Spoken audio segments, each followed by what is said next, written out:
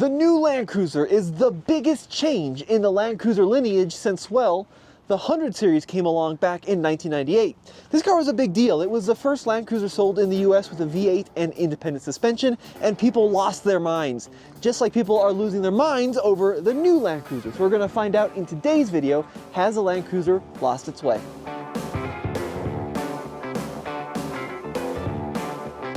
This new Land Cruiser is the first one sold in the US with a 50 in its internal code. And what I mean by that is that this is the 250 series Land Cruiser, which is the first Toyota branded Prado sold in the States. And that means that this isn't a, quote, full-blown Land Cruiser. It says Land Cruiser on the badge.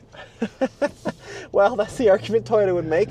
The argument the internet would make is that a real Land Cruiser for 2026 is the 300 series, but we can get a version of the 300, it's just not badged as a Toyota. Yeah, you know, I mean, what Toyota did was very smart. They took a car that was not selling very well. They were selling a few thousand Land Cruisers a year.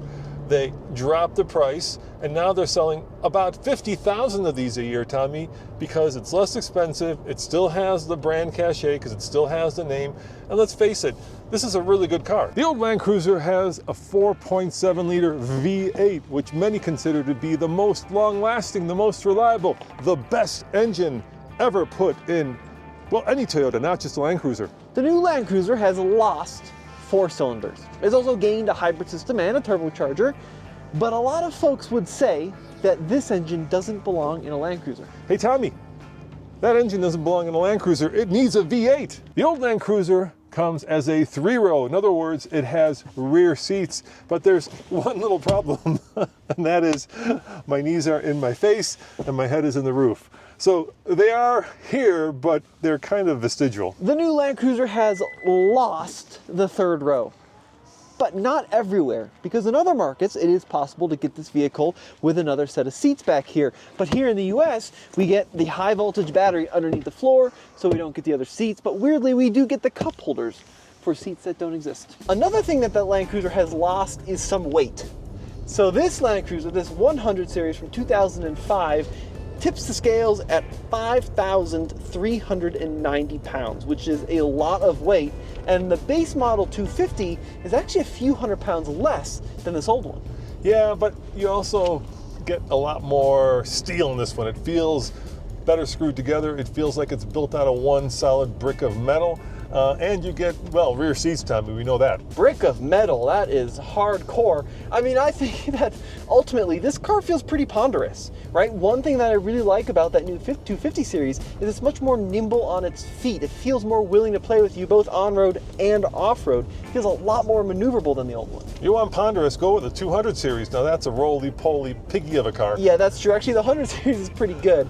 And I think that's something that a lot of people don't talk about with the new one, is it's just much more nimble and much more agile on the trails. Yeah, it's more light-footed. It feels like it's ready to dance, whereas this feels like it's going to step on your toes, somewhat. The old Land Cruiser was the most expensive Toyota you could buy, and when it went away, the 200 series in 2021, it was $85,000. If you got the Heritage Edition, well, that one was $95,000, but this one, we bought this one with 250,000 miles for $11,000, which, Tommy, is still a lot. Yeah, still a lot. The good news is the new Land Cruiser has gotten a lot cheaper than the outgoing 200 series. So for 2026, it starts at a tick over $59,000 with Destination.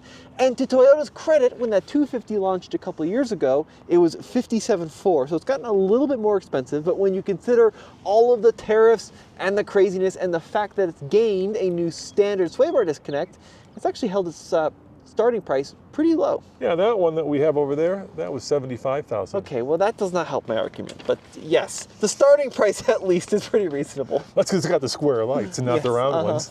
The Land Cruiser has also lost some towing capacity compared to the 200, but even compared to that 20-year-old 100, which was rated to tow 6,500 pounds, this Land Cruiser is rated to tow 6,000 pounds, and you access the receiver through the tow diaper. Now, obviously, the Land Cruiser has lost some stuff compared to the old one, but there are some things about this vehicle that make it so much better that so few people talk about. So this Land Cruiser may be down on cylinders, but it's way up on power. That 2005 made about 235 horsepower. The 2025 we're in right now makes 326 and 465 pound-feet of torque. And does it feel pretty good on the road?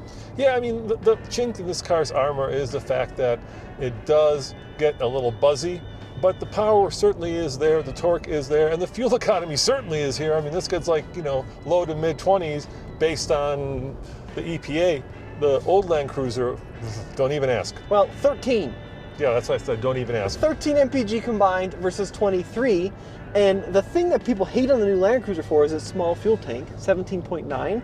But even considering that one has a 25 and a half gallon fuel tank, excuse me, this one still has more range than the old one. Yeah, and I still think this one has a fuel tank that's a little too small. I mean, it is called a Land Cruiser, not a Land Nibbler. I do like that. Yeah, it's just, that's true.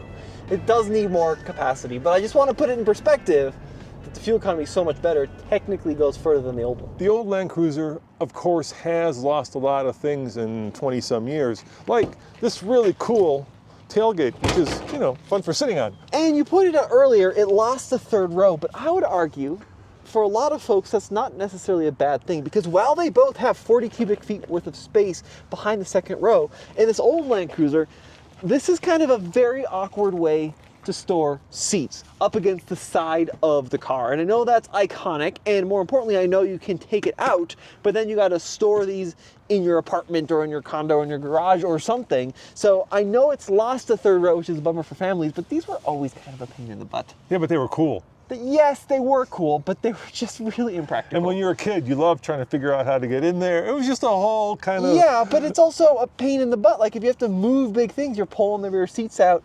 I don't know, I don't love them. I think they're cool. All right, so maybe this new one tows less, but check this out. It's got a standard built-in brake controller. What a great idea. So no longer are you limited to towing just 3,000 pounds without a brake controller. Now you can tow that full 6,000 pounds because Toyota, being a truck company, has thought of everything. Yeah, and in the older ones, you have to get these aftermarket solutions, which are a little dinky or not very elegant, but on the new one, you're ready to go straight out of the box. So the back seat of the Land Cruiser is also much better than that old 100 series. We got more legroom, about 2.5 inches of more legroom, really great headroom, along with shoulder room, plus you get USB ports and dual zone automatic climate control and all the stuff you'd expect out of a new car. The old Land Cruiser seat is fine. Plus, look at this, a DVD player. So you could play The Lion King for the kiddos. Let's talk capability, because this new Land Cruiser comes standard with a rear locking diff, and for 2026, a sway bar disconnect and multi-terrain select, all things that the old one doesn't have.